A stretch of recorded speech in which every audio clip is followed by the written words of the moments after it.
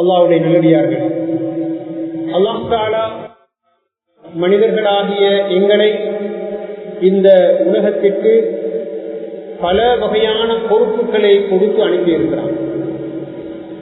அந்த பொறுப்புகளை நாங்கள் மிக சரியாக நிறைவேற்றினால் மாத்திரம்தான் நாளை மறுமையிலே வெற்றி அடைய முடியும் என்றும் தெளிவாக அவன் சொல்லியிருக்கிறான்.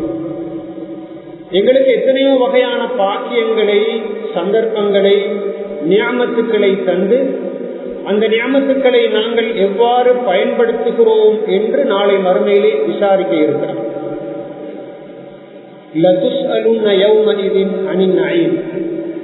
நிச்சயமாக நாளை மறுமையிலே உங்களுக்கு வழங்கப்பட்டிருக்கின்ற நியாமத்துக்கள் சம்பந்தமாக, அருட்கொடைகள் சம்பந்தமாக நீங்கள் கட்டாயமாக விசாரிக்கப்படுவீர்கள் என்று குர்ஆனிலே அல்லாஹ் சொல்கிறார்.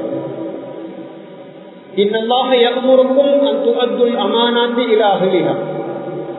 நீங்கள் சுமந்திருக்கின்ற பொறுப்புகள் எல்லாவற்றையும் அவற்றை எதிர்பார்த்திருக்கின்றவர்களுக்கு நீங்கள் நிறைவேற்ற வேண்டும் என்று உங்களுக்கு அல்லாஹு தஆலா கட்டளையிடுகிறான் என்று இன்னொரு குர்ஆனுடைய வசனத்திலே அல்லாஹு தஆலா சொல்லுகிறான். நிஅமத்துக்கள் சம்பந்தமாக கட்டாயம் விசாரிக்கப்படுவோம். அதே போன்று நாங்கள் சுமந்திருக்கின்ற பொறுப்புகள் தொடர்பாகவும் கட்டாயமாக நாங்கள் விசாரிக்கப்பட இருக்கிறோம். அல்லாஹ்வுடைய நல்லடியார்களே, எங்களுக்கு அல்லாஹ் தஆலா எத்தனையோ வகையான நிஅமத்துக்களை தந்திருக்கிறான். முதலிலே ஈமானுடைய நிஅமத், இரண்டாவதாக எங்களுக்கு சொத்து செல்வங்களை தந்திருக்கிறான். சிலருக்கு குறைவாக, சிலருக்கு அதிகமாக. இன்னும் சிலருக்கு அதிகாரத்தை கொடுத்திருக்கிறான், செல்வாக்கை கொடுத்திருக்கிறான். இன்னும் சிலருக்கு ஆரோக்கியத்தை கொடுத்திருக்கிறான், பிள்ளை செல்வங்களை கொடுத்திருக்கிறான்.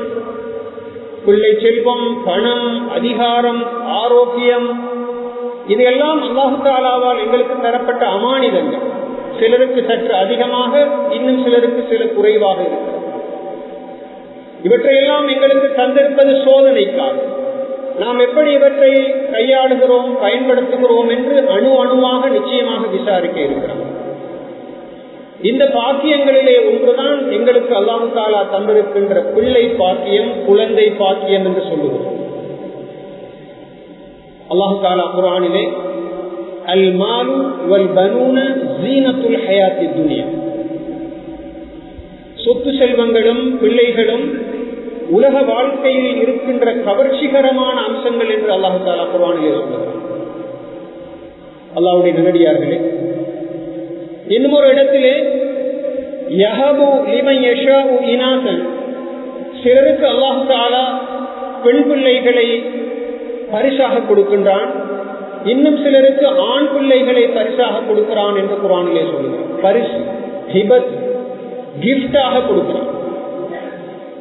பாருங்கள், உலகத்திலே கவர்ச்சி பிள்ளைகள் என்றால் அவர்களை பார்க்கின்ற பொழுது ஒரு சந்தோஷம் ஏற்படுகிறது. அவர்களுடைய நடவடிக்கைகளை பார்க்கின்ற பொழுது ஒரு மனதிலே ஒரு புலகாங்கிதம் ஏற்படுகிறது.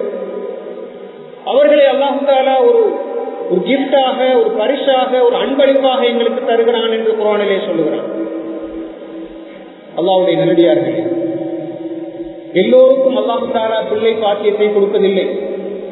குர்ஆனிலே அல்லாஹ் தஆலா சொல்லுகிறான், சிலருக்கு ஆண் பிள்ளைகளை கொடுக்கிறான், சிலருக்கு பெண் பிள்ளைகளை கொடுக்கிறான், இன்னும் சிலருக்கு இரண்டு பேரையும் கலந்து கொடுக்கிறான், இன்னும் சிலரை பிள்ளை பாக்கியம் இல்லாதவர்களாக ஆக்குகிறான் என்று அல்லாஹ் தஆலா சொல்லுகிறான். அல்லாஹ்வுடைய நல்லடியார்களே, எனவே பிள்ளைகள் என்பவர்கள் எங்களுக்கு தரப்பட்டிருக்கின்ற பாக்கியங்கள் மாத்திரமல்ல, அவர்கள் சோதனையும் தான். இன்னும் ஒரு இடத்திலே அல்லாஹ் தஆலா சொல்கிறான், இந்த பிள்ளைகள் என்பவர்கள் சோதனை. நாங்கள் சற்று சிந்தித்து பார்க்கிறோம், ஏன் பிள்ளைகளை நாங்கள் வளர்க்கிறோம்? எங்களுக்கு துஆ செய்ய வேண்டும் என்பதற்காக. நாங்கள் முதுமையை அடைந்தால் எங்களை கவனிக்க வேண்டும் என்பதற்காக. இந்த உலகத்திலே அவர்கள் நல்ல அமல்கள் செய்து இந்த உலகத்திலே மற்றவர்களுக்கு பிரயோசனமாக இருக்க வேண்டும் என்ற காரணத்தினால் இந்த உலகத்திலே ஒரு ஹாஃபிஸாக, ஒரு ஆலிமாக, ஒரு டாக்டராக, ஒரு இன்ஜினியராக, ஒரு சமூக சேவகராக, மற்ற மக்கள் பார்த்து பயன்படக்கூடிய ஒரு நல்லடியானாக, இருக்க வேண்டும் என்ற நோக்கத்தோடு தான் நாங்கள் பிள்ளைகளை இவ்வளவு கஷ்டப்பட்டு நாங்கள் வளர்த்தோம். இவ்வாறு வளர்க்கப்படுகின்ற இந்த பிள்ளைகளுடைய தற்போதைய நிலை எப்படி இருக்கிறது என்று சிந்தித்து பார்க்க. அதற்கு முன்னால் இந்த பிள்ளைகளை பெற்று வளர்த்து ஆளாக்குவதற்கு இந்த பெற்றார் எவ்வளவு கஷ்டப்படுகிறார். ஒரு தாய் கருவறையிலே இந்த பிள்ளையை சுமந்ததிலிருந்து தனக்கு விருப்பமான உணவை சாப்பிட முடியாது, பத்தியில் இருக்க வேண்டும். நினைத்து பயணங்கள் போக முடியாது. 10 மாதங்கள் மிகவும் கஷ்டப்பட்டு சுமக்கிறாள். பிரசவ வேதனை என்பது சாதாரணமான வேதனை அல்ல. பிள்ளைகள் கிடைத்த வீட்டிலேயே மரணமான தாய்மாரை நாங்கள் கேள்விப்பட்டிருக்கிறோம். பிள்ளை உயிரோடு பிறந்திருக்கிறது, தாய் இறந்து விட்டதாக கேள்விப்படுகிறோம். ஒரு ஜீவனுக்காக வேண்டி தன்னுடைய உயிரை கொடுத்த தாய்மார்களை பற்றி நாங்கள் கேள்விப்படவில்லையா? பிள்ளை உலகத்துக்கு வந்ததிலிருந்து அந்த பிள்ளைக்கு பால் ஊட்டுவது 2 வருடம், அந்த பிள்ளையினுடைய மலத்தையும் சலத்தையும் தன்னுடைய கையினால் அலைவது இன்னொரு பக்கம், அந்த பிள்ளைக்கு சாப்பாடு தீர்த்துவதற்காக வேண்டி அந்த தாய் படுகின்ற கஷ்டம், அந்த பிள்ளை பாடசாலைக்கும் மதரசாவுக்கும் போக வேண்டும் என்பதற்காக உடுப்பை கழுவி கொடுத்து சாப்பாட்டை தயார் பண்ணி, இப்படி எத்தனையோ வகையான ஏற்பாடுகள். ஏன் இவற்றையெல்லாம் அந்த தாய் செய்கிறாள்? தகப்பன் காலையிலிருந்து இரவு வரைக்கும் மாடாக உழைத்து ஓடாகி போன தாய் தகப்பனை பார்க்கிறோமே, எதற்காக? தங்களுடைய பிள்ளைகள் எதிர்காலத்திலே நல்லவர்களாக, சாலிஹானவர்களாக, துஆ செய்பவர்களாக இருக்க வேண்டும் என்ற காரணத்தினால், குர்ரத்து அயுன், கண்ணுக்கு அவர்கள் குளிர்ச்சியாக இருக்க வேண்டும் என்ற காரணத்தினால் தானே இப்படியெல்லாம் கஷ்டப்படுகிறார்கள். ஆனால் சகோதரர்களே, பெரியார்கள், இவ்வாறு கஷ்டப்பட்டு வளர்த்த பிள்ளைகளுடைய நிலை எப்படி இருக்கிறது? தாய் தகப்பனை கொலை செய்கின்ற பிள்ளைகள் இருக்கிறார்கள். தாய் தகப்பனை வீட்டிலே வைத்து அடிக்கின்ற பிள்ளைகள் இருக்கிறார்கள். தெருவிலே தள்ளிவிடுகின்ற பிள்ளைகள் இருக்கிறார்கள். தங்களுடைய ஆசிரியர்களுக்கு கை நீட்டி அடிக்கின்ற மாணவர்கள் இருக்கிறார்கள். இப்போது இருக்கின்ற பிள்ளைகளுடைய நிலையை பாருங்கள். அவர்கள் தலைமுடிகளை எவ்வாறு கத்தரித்திருக்கிறார்கள், அவருடைய பேச்சுக்கள் எப்படி இருக்கின்றன, அவர்களுடைய நடவடிக்கைகள் எப்படி இருக்கின்றன. சில தாயின் தகப்பனும் இந்த பிள்ளையை நான் ஏன் பெற்றெடுத்தேன் என்று கவலைப்படக்கூடிய அளவுக்கு நிலை மோசமாக இருக்கிறது. போதை வஸ்துக்களுக்கு அடிமையானவர்கள், கையடக்க தொலைபேசியிலேயே தங்களுடைய காலத்தை நேரத்தை கடத்தி கொண்டிருக்கின்ற இளைஞர்கள், யுவதிகள். அல்லாஹ்வுடைய நல்லடியார்கள், நாம் எதிர்பார்த்த இளைஞர்கள் எங்கே? நாம் எதிர்பார்த்த எதிர்கால பரம்பரை எங்கே? இன்றைய இளைஞர்கள் நாளைய தலைவர்கள். அவர்கள் தான் இந்த பள்ளிவாயலை தங்களுடைய தோளிலே சுமக்க இருப்பவர்கள், இந்த பாடசாலையை சுமக்க இருப்பவர்கள், இந்த ஊரை சுமக்க இருப்பவர்கள். இவர்களுடைய நிலை, தலையை நேரே வைத்துக் கொண்டிருக்க முடியாது. போதை, கண்கள் சிவந்திருக்கின்றன, தொழுகையிலே நாட்டம் இல்லை, தொழுவதற்கு நினைத்து பார்க்கவும் நேரம் கிடையாது. பாதையிலே செல்லுகின்ற பொழுது வாகனங்களை நிறுத்துவது, சைக்கிள்களை ஓட்டிச் செல்வது எப்படி இருக்கிறது என்று கொஞ்சம் கற்பனை செய்து பாருங்கள். இந்த தாய் எவ்வளவு கஷ்டப்பட்டு வளர்த்தார், இந்த தகப்பன் இதற்காக வேண்டி எவ்வளவு உழைத்திருப்பார், எவ்வளவு துஆ செய்திருப்பார். தன்னுடைய கண்களாலேயே இந்த தாயின் தகப்பனும் தங்களுடைய விரல்களாலேயே தங்களுடைய கண்களை குத்திக் கொள்கின்ற நிலை ஏற்பட்டிருக்கிறது. இது தாய் தகப்பனுக்கும் ஊருக்கும் இவர்கள் செய்கின்ற அநியாயம். கடந்த இந்த 2023ஆம் ஆண்டு இந்த இலங்கையிலே மேற்கொள்ளப்பட்ட ஒரு ஆய்வின்படி சுமார் 5000 பிள்ளைகள் அபியூஸ் பண்ணப்பட்டிருக்கிறார்கள். அபியூஸ் என்றால் என்ன? துஷ்பிரயோகம் செய்யப்பட்டிருக்கிறார்கள். நவம்பர் மாதம் மாத்திரம் 83 பிள்ளைகள் துஷ்பிரயோகத்துக்கு உள்ளாக்கப்பட்டிருக்கிறார்கள் இந்த நாட்டிலே. அவர்களிலே அதிகமானவர்கள் பாலியல் ரீதியான துஷ்பிரயோகம், அடிதடிக்கு உள்ளாக்கப்பட்டிருக்கிறார்கள். 8 பிள்ளைகள் தற்கொலை செய்திருக்கிறார்கள். போதை வஸ்துக்களுக்கு அடிமையானவர்களுடைய தொகை மிகவும் அதிகமாக இருக்கிறது. அல்லாஹ்வுடைய நல்லடியார்களே, எதிர்காலத்திலே இந்த உலகத்தை தங்களுடைய தோளிலே சுமப்பார்களா இவர்கள் என்று கேள்வி எழுப்பப்படக்கூடிய நிலைக்கு நிலைமை மாறி இருக்கிறது. இந்த இளம் பருவம், சிறார் பருவம் எவ்வளவு முக்கியமானது. தமிழிலே சொல்வார்கள், 5 விளையாதது 50 விளையாது என்று. இளமையில் கல்வி சிலையில் எழுத்து என்று சொல்வார்கள். தொட்டில் பழக்கம் சுடுகாடு மட்டும் என்று சொல்வார்கள். இதுதான் நிலை என்றார். போதை வஸ்துக்களுக்கு அடிமையாக இருத்தல் என்றார். கல்வியிலே நாட்டமில்லை. பெண் பிள்ளைகள் படிக்கின்ற அளவுக்கு ஆண் பிள்ளைகளுக்கு கல்வியிலே நாட்டமில்லை என்றார். எதிர்கால சூழ்நிலையை சற்று சிந்தித்து பாருங்கள். அல்லாஹ்வுடைய நிலையார், இதற்கு என்ன காரணம்? இப்படியான ஒரு நிலை ஏற்படுவதற்கான காரணம் என்ன? கடந்த வாரம் இந்த நாட்டிலே இருக்கின்ற போதை வஸ்துக்களால் பாதிக்கப்பட்டு சிறைப்படுத்தப்பட்டிருக்கின்ற ஆயிரக்கணக்கான கைதிகளுக்கு பொறுப்பாக இருக்கின்ற நமது ஊருக்கும் வந்து சென்ற ஜெனரல் ஹெட்டியாராச்சி அவர்களோடு நான் கதைத்த சந்தர்ப்பத்தில் அவர் சொன்னார், அந்த கந்தக்காடு எனப்படுகின்ற அந்த புனருத்தாபரண முகாமிலே இருக்கின்றவர்கள் செய்கின்ற அட்டகாசங்கள், அவர்களுக்கு போதை வஸ்து தினமும் கிடைக்க வேண்டும் என்பதற்காக வேண்டிய அவர்கள் அங்கிருந்து பாய்ந்து சென்று அந்த போதை வஸ்துக்களை எடுத்துக் கொள்வதற்காக வேண்டிய அவர்கள் செய்கின்ற முயற்சிகள், கழுத்துக்களை வெட்டி கொள்ள பார்க்கிறார்கள், கூரைகளிலே பாய பார்க்கிறார்கள், மற்றவர்களுக்கு அடிக்கிறார்கள், எத்தனையோ வகையான மோசமான விஷயங்களிலே அவர்கள் ஈடுபடுகிறார்கள். அவர்களை கட்டுப்படுத்த முடியாமல் இருக்கிறது. அவர்களுக்கு என்ன புனர்வாழ்வு என்றெல்லாம் அவர் கேட்கின்ற அளவுக்கு நிலை, மோசமான நிலையை அடைந்திருக்கிறது. அல்லாஹ்வுடைய நல்லடியார்களே, இந்த நிலைக்கு இந்த நாட்டின் இளைஞர்கள், இந்த ஊர் என்று நான் சொல்லவில்லை, இந்த நாட்டின் இளைஞர்களுடைய நிலை இப்படி இருக்க காரணம், இவர்களை பெற்றெடுத்த தாயின் தகப்பனும் முதலாவது காரணம். இரண்டாவது காரணம், அவர்கள் எந்த ஊரிலே பிறந்து வளர்ந்திருக்கிறார்களோ அந்த ஊரிலே இருக்கின்ற பொறுப்புதாரிகள், பாடசாலை அதிபர்கள், ஆசிரியர்கள், அஹதியாவை நடாத்துபவர்கள், கிதாபு மதரசாக்களை, குர்ஆன் மதரசாக்களை நடாத்துபவர்கள், அந்த ஊரிலே இருக்கின்ற இஸ்லாமிய நிறுவனங்கள், சங்கங்களை சேர்ந்தவர்கள், இவர்கள் எல்லோரும் அல்லாஹ்விடத்திலே ஜவாபு சொல்லுங்கள்.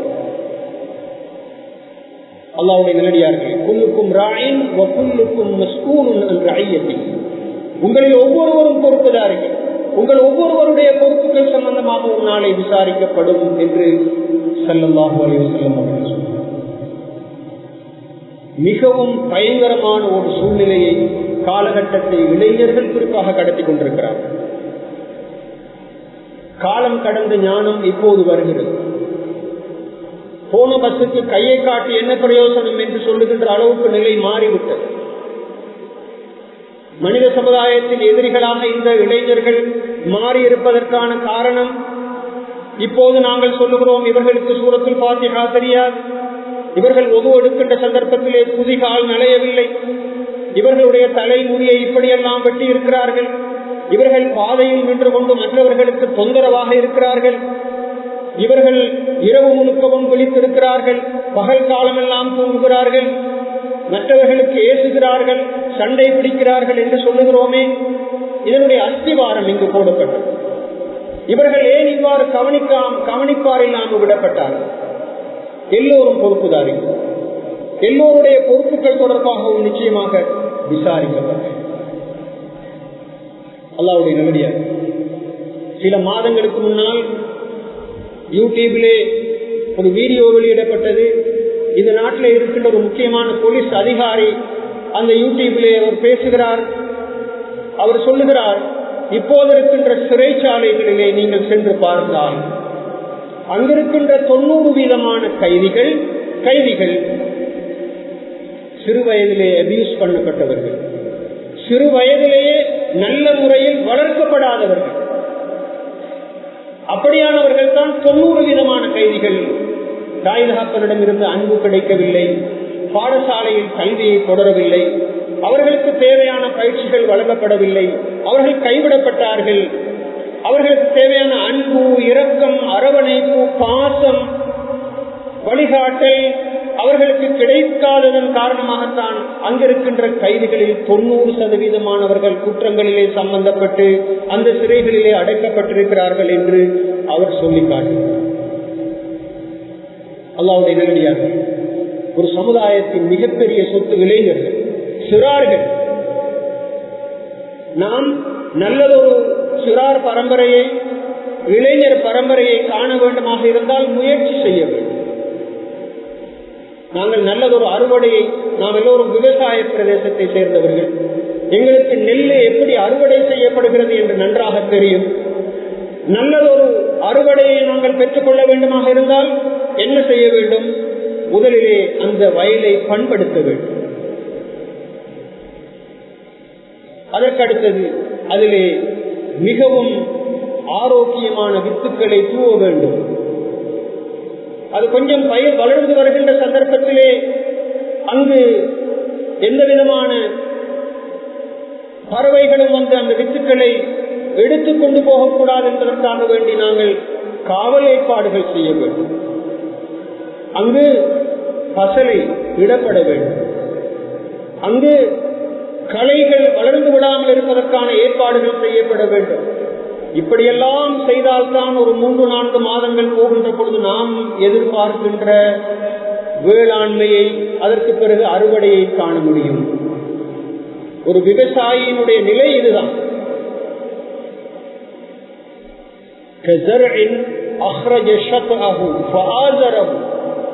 அல்லாஹ் தஆலா ஒரு விவசாயியை பற்றி சொல்லுகிறார். அந்த விவசாயியினுடைய அந்த பயிர்களை பார்க்கின்ற பொழுது அவனுக்கு ஒரு சந்தோஷம் வர வேண்டும்.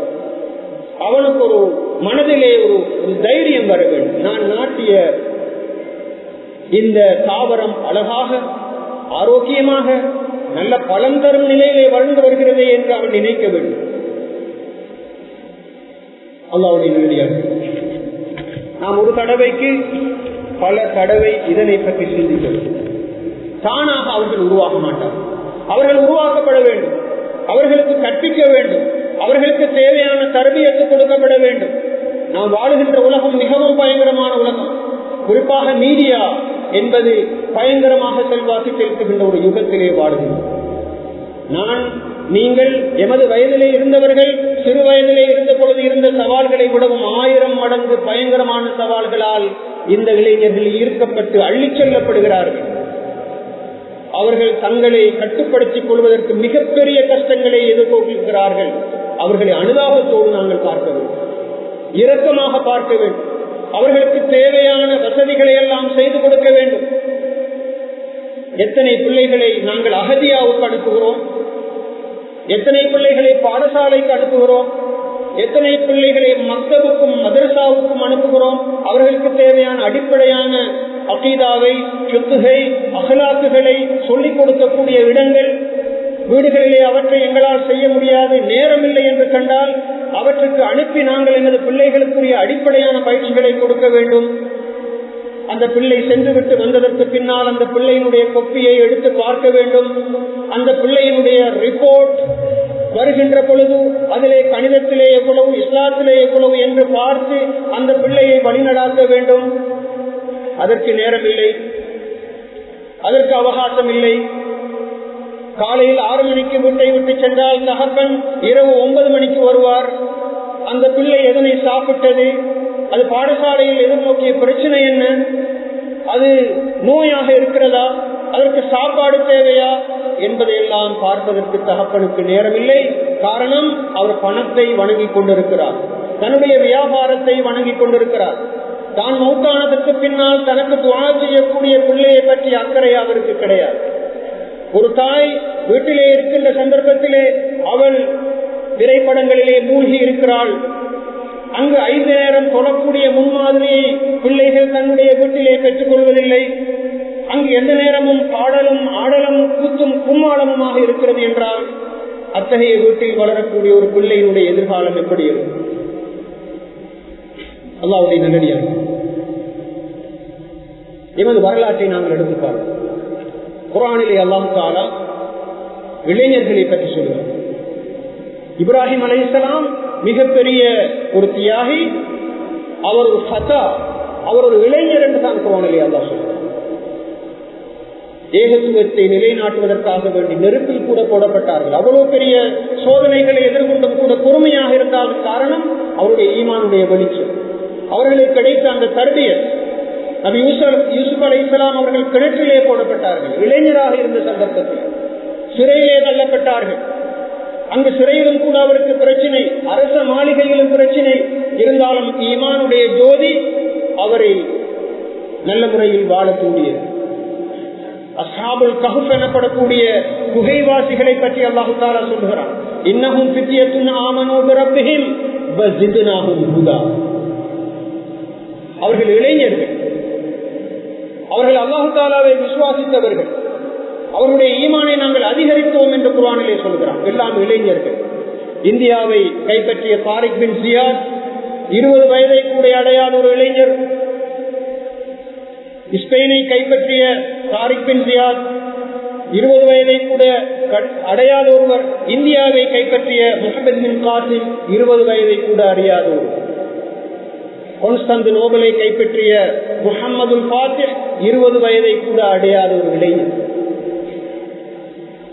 அல்லாஹ்வுடைய நல்லடியார்கள், இவர்களும் இளைஞர்கள், இவர்களும் சாதித்திருக்கிறார்கள். இவர்களை பார்த்து சமுதாயம் இவர்கள் அல்லவா இளைஞர்கள் என்று சொல்லி இருக்கிறது.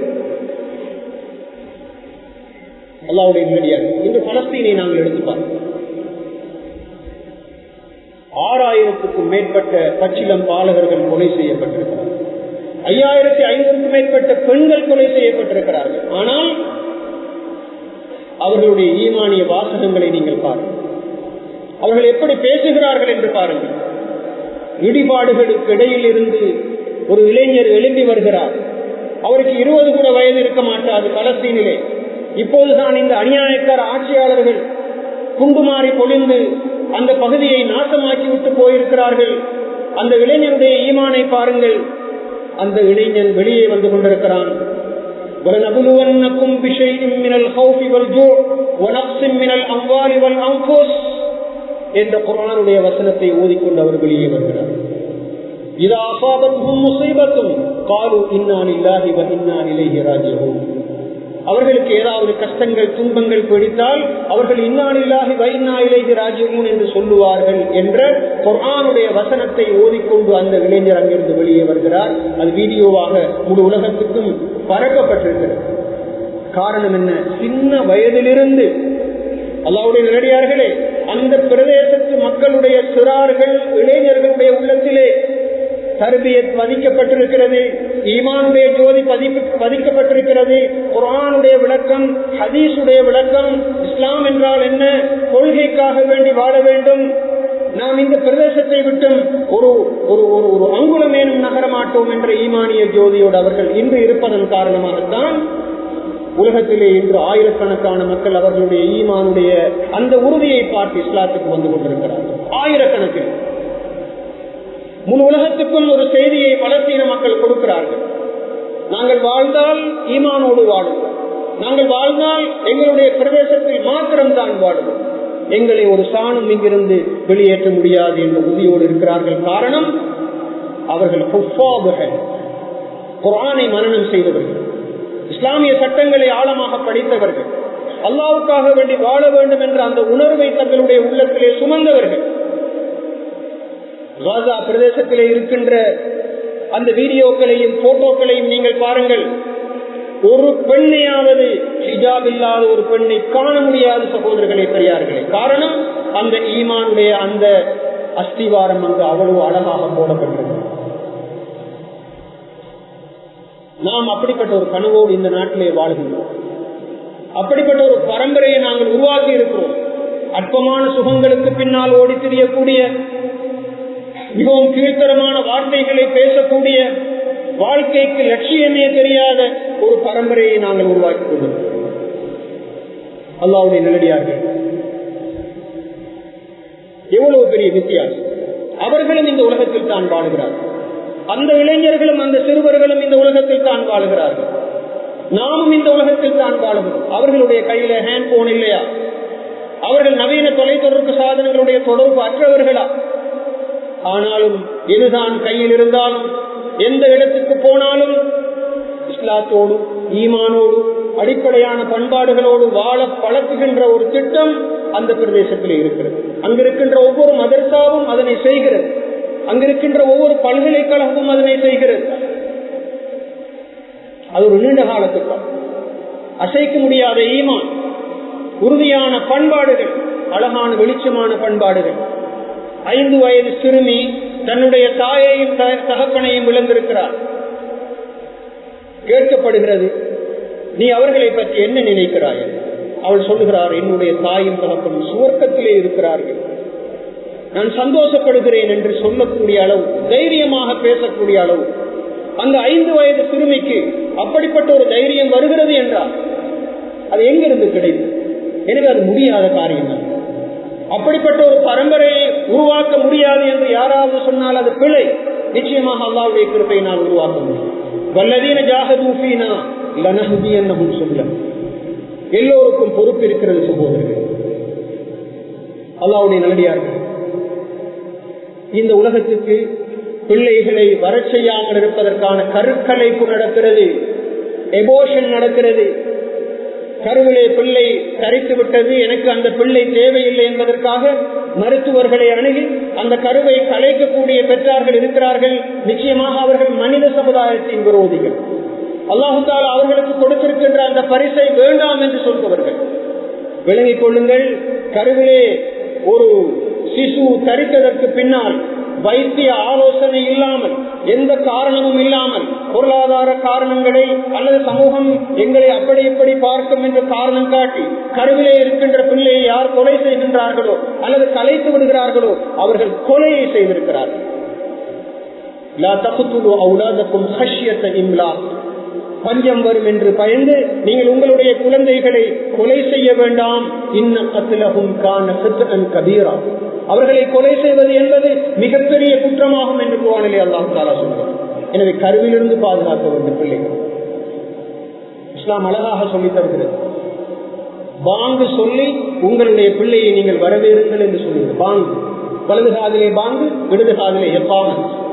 பிறந்து 7 நாளிலே அந்த பிள்ளையினுடைய தலைமுடியை சிரைத்து அந்த தலைமுடியின் பாரத்திற்கு வெள்ளியை சதகா செய்ய வேண்டும் என்பது இஸ்லாத்தினுடைய கோட்பாடு. 7 நாட்களிலே அக்கீகா கொடுக்க வேண்டும், ஆடறுத்து கொடுக்க வேண்டும். முடியுமானவர்கள் பாருங்கள், எவ்வளவு அழகாக ஒரு பிள்ளை இந்த உலகத்துக்கு வரவேற்பு சொல்லுகிறது இஸ்லாம். 7 வயதிலே தொழும்படி கட்டளை இடுகிறது.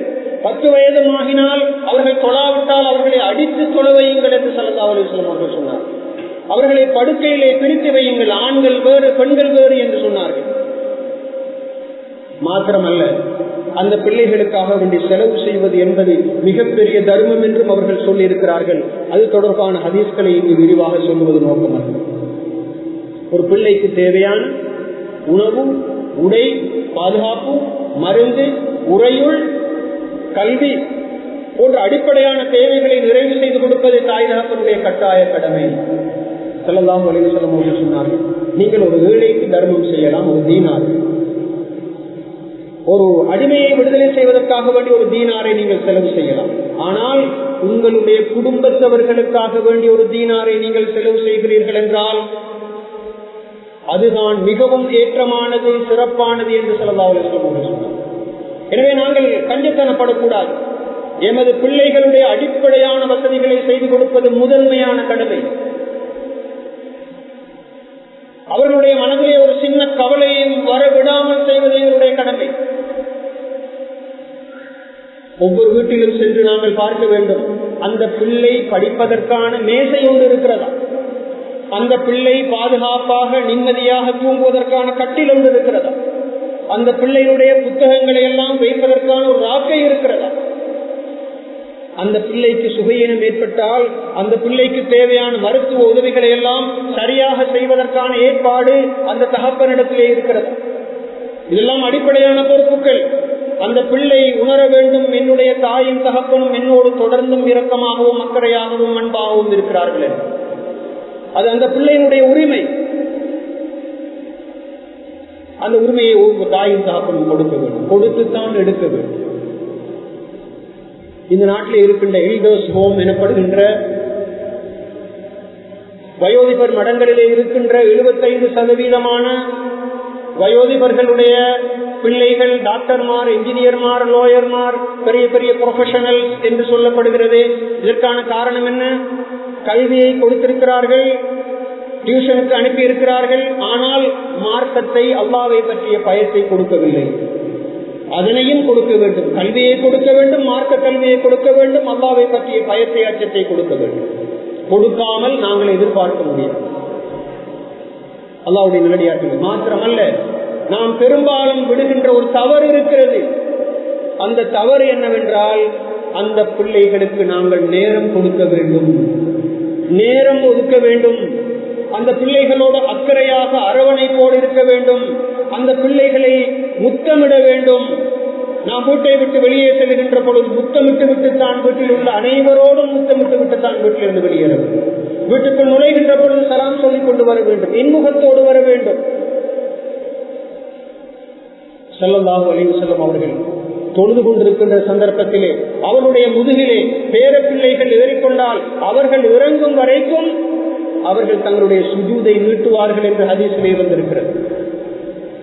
அல்லாஹ்வுடைய நல்லடியார்கள், ஒரு ஆசிரியை மாணவர்களிடத்திலே கேள்வி ஒன்று கேட்டால், நீங்கள் எதிர்காலத்திலே யாராக வரப்போகிறீர்கள்?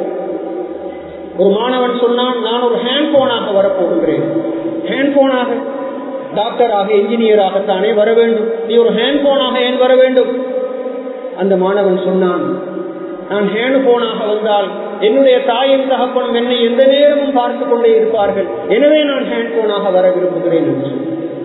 பிள்ளைகளை கவனிப்பதற்கு நேரமில்லை, அவருடைய சுகதுக்கங்களை பார்ப்பதற்கு நேரமில்லை, அவருடைய தேவைகளை கண்டறிவதற்கும் அவர்களுடைய இன்பங்களிலே துன்பங்களிலே பங்கெடுப்பதற்கும் நேரமில்லை. பாடசாலையிலே பெற்றார் ஆசிரியர் சங்க கூட்டம் என்று வந்துவிட்டால் பெண்கள் தான் அதிகமாக வருகிறார்களே, இது என்ன நிலை? ஒரு மகன் நினைக்கின்றான், என்னுடைய பாப்பாவுக்கு என்னுடைய அன்பு கிடையாது, என்னுடைய கல்வியிலே அக்கறை கிடையாது, எனவே நான் ஏன் அவரோடு இரக்கமாக இருக்க வேண்டும் என்று மகன் நினைக்கின்ற அளவுக்கு எமது நிலை மாறி.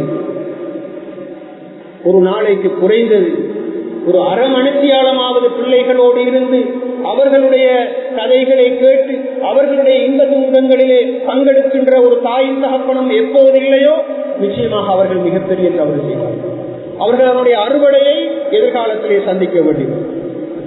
அல்லாஹ்வுடைய நல்லடியார்கள் மாத்திரமல்ல, எமது பிள்ளைகள் யாரோடு பழகுகிறார்கள், எங்கு போகிறார்கள், அவர்களுடைய ஆன்மீக ரீதியான, உடலியல் ரீதியான, உளவியல் ரீதியான தேவைகள் எவை என்றதெல்லாம் நாங்கள் கண்டறிய வேண்டும். நாங்கள் முன்மாதிரியாக இருக்க வேண்டும். எமது வீட்டிலே நாங்கள் தஹஜ்ஜுக்கு எழும்ப வேண்டும். நாங்கள் ஐவேளை பள்ளிக்கு போனால்தான் எங்களுடைய பிள்ளைகள் வருவார்கள். தாயை போல் பிள்ளை, நூலை போல் சேலை என்று சொல்வார்களே, தகப்பனை போன்றுதான் பிள்ளை இருப்பார், தாயை போன்றுதான் பிள்ளை இருப்பார்.